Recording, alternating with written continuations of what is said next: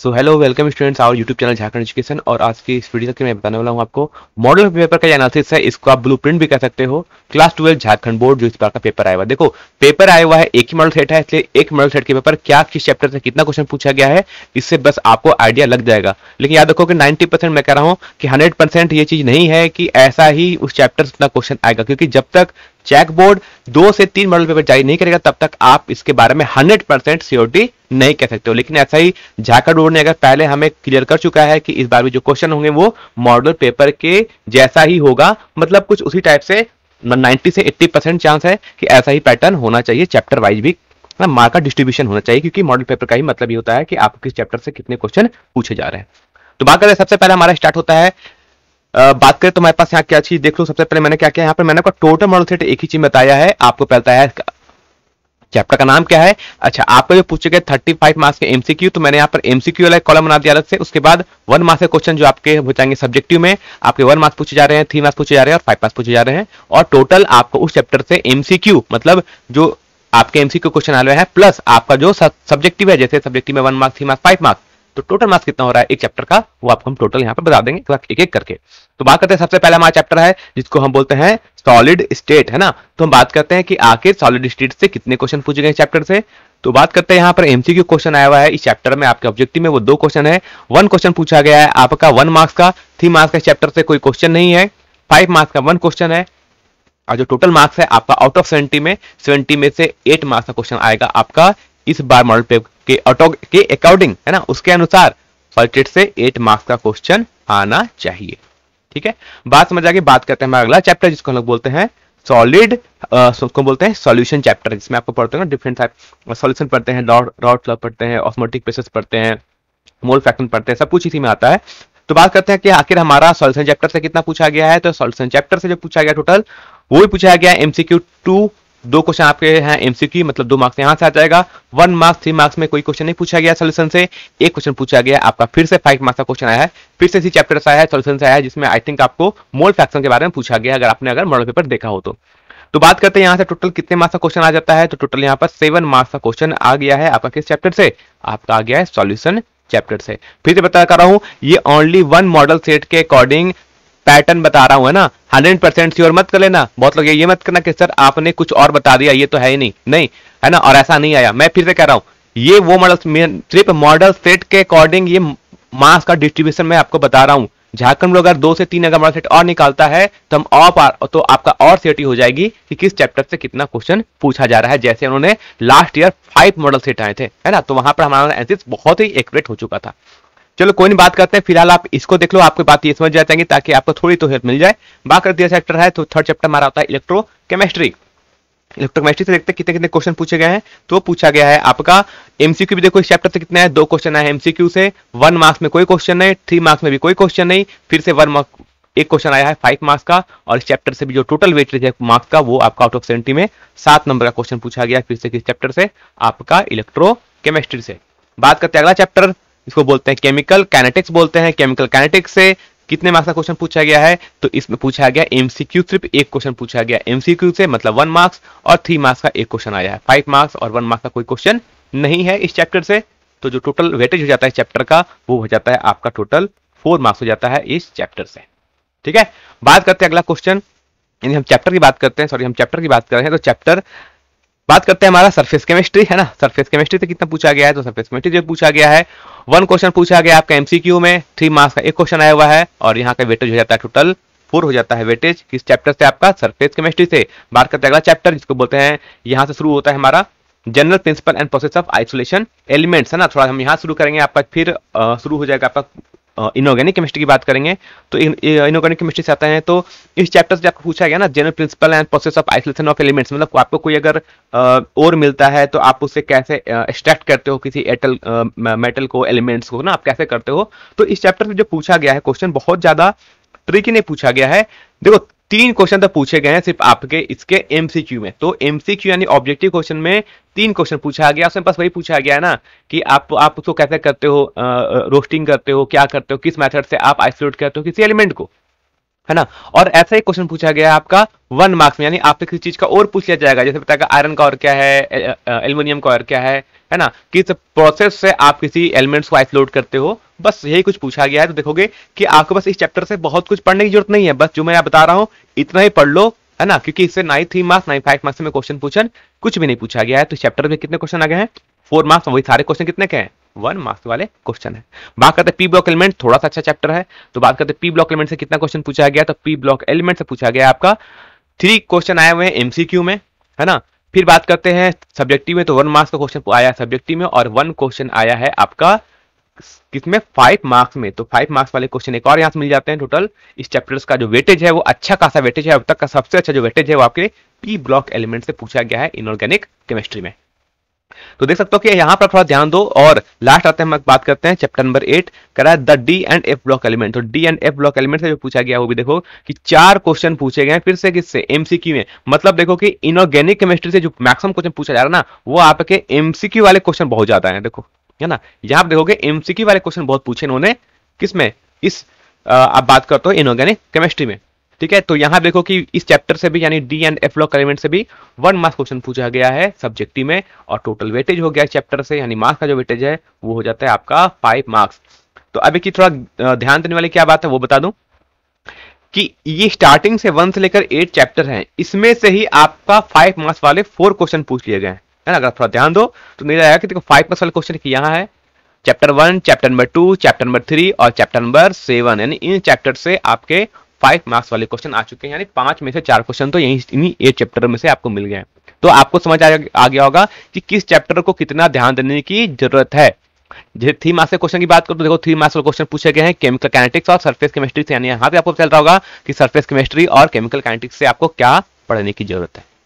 मैं नहीं कह रहा हूं कि 100% ऐसा ही पढ़ना है, लेकिन हाँ कुछ आइडिया तो आपको दिख जा रहा है कि झारखंड बोर्ड ने अगर मॉडल सेट निकाला है, कुछ पेपर सेट किया है, तो कुछ सोच समझ के ही निकाला होगा, और उसी के बेसिस पे हम आपको एनालिसिस करके बता रहे हैं, ठीक है।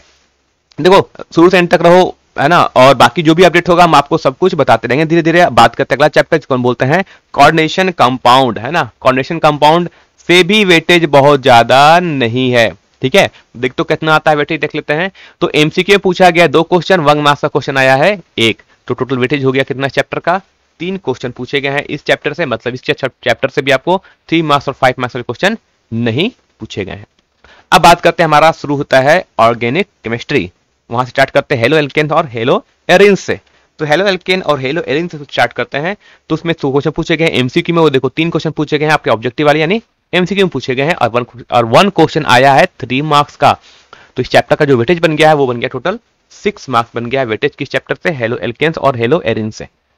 देखो ऑर्गेनिक केमिस्ट्री की बात तो सिंपल से है, आपको रिएक्शन मैकेनिज्म पता होना चाहिए, आपको कन्वर्जन पता होना चाहिए, आप और आपको कुछ आईयूपीएसी नेम, हम नोमेनक्लेचर कैसे करते हैं ये पता होना चाहिए, और कुछ इंपॉर्टेंट रिएक्शन है जैसे मंजारो रिएक्शन है, रोजमुंड रिएक्शन है ना, ऐसे बहुत सारे जो रिएक्शन है वो रिएक्शन आपको आई थिंक 15-20 रिएक्शन है, वो आपके पास देखे चले जाओ, है ना। वो वीडियो भी मतलब यूट्यूब चैनल पर मैंने अपलोड किया हुआ है, मैं आपको इस वीडियो के लिंक पे मिल जाएगा कि वो 20 इंपॉर्टेंट रिएक्शंस कौन कौन है जो 3 क्वेश्चन हमेशा पूछे जाते हैं चैप्टर से, ठीक है, यानी इंपॉर्टेंट रिएक्शन पूछे जाते हैं।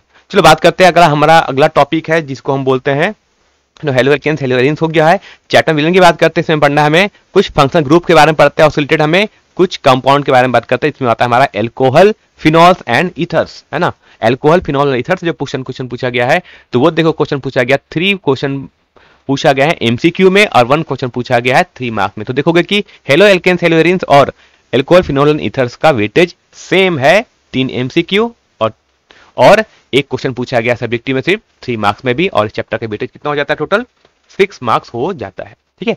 चलो बात करते हैं अगला टॉपिक जिसको हम बात करते हैं, एक और फंक्शनल ग्रुप आता है हमारे पास जिसको बोलते हैं aldehydes, ketones and carboxylic acid groups, है ना। यानी इस ग्रुप से जो भी हमारे कंपाउंड्स बनते हैं, जो भी ऑर्गेनिक कंपाउंड्स बनते हैं, उनमें क्या पूछा गया है, तो उसमें पूछा गया देखो 2 क्वेश्चन पूछा गया है आपके एमसीक्यू में, 1 क्वेश्चन पूछा गया 1 मार्क्स में, लेकिन 1 क्वेश्चन आ गया है इस चैप्टर से कहां 5 मार्क्स का।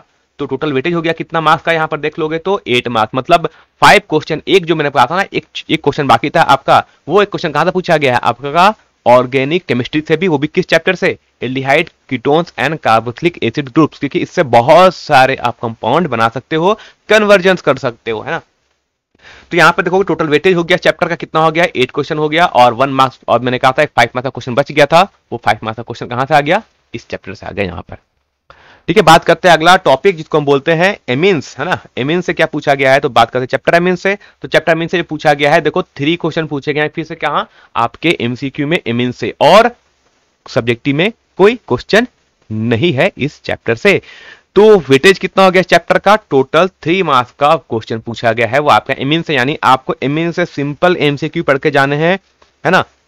यानी कुछ रिएक्शंस आपको पढ़ के जाने होंगे, कुछ छोटे छोटे कन्वर्जन पढ़ के जाने होंगे इस चैप्टर से, और कुछ स्पेशल रिएक्शंस के नाम क्या होते हैं वो आपको पता होना चाहिए, ताकि आप एमएस चैप्टर के क्वेश्चन को कर सको। ठीक है, मैंने आपको पहले बता दिया होगा केमिस्ट्री कैसे पढ़ रही है, और आई थिंक को आप मुझसे ज्यादा शायद आपको नॉलेज होगा, आप जहां भी पढ़ रहे होगे केमिस्ट्री के सर से, उनको शायद ज्यादा आइडिया होगा, वो आपको और भी कुछ बताएंगे। ये चीज आप अपने कोचिंग स्कूल जहां भी पढ़ रहे हो अपने सर से जरूर पूछो, हर चैप्टर को लेकर जितना मेरे सर हो सकता है मैं आपको हर कुछ बताने की कोशिश करता हूँ।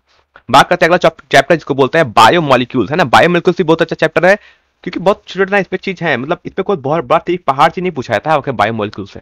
ठीक है, तो देखो कि बायोमोलिक्यूल्स कितना क्वेश्चन पूछा गया है, 2 क्वेश्चन पूछा गया है आपका एमसीक्यू में, और 1 क्वेश्चन पूछा गया है आपका कौन से चैप्टर से, यानी सब्जेक्टिव में 1 मार्क्स का क्वेश्चन, और 1 क्वेश्चन आया 3 मार्क्स का इस चैप्टर से, और टोटल वेटेज हो गया है 6 मार्क्स। मतलब ये भी का आपका एक अच्छा खासा चैप्टर है, क्योंकि ये इसका वेटेज कितना है आपका 6 मार्क्स का वेटेज है बायोमोलिक्यूल से।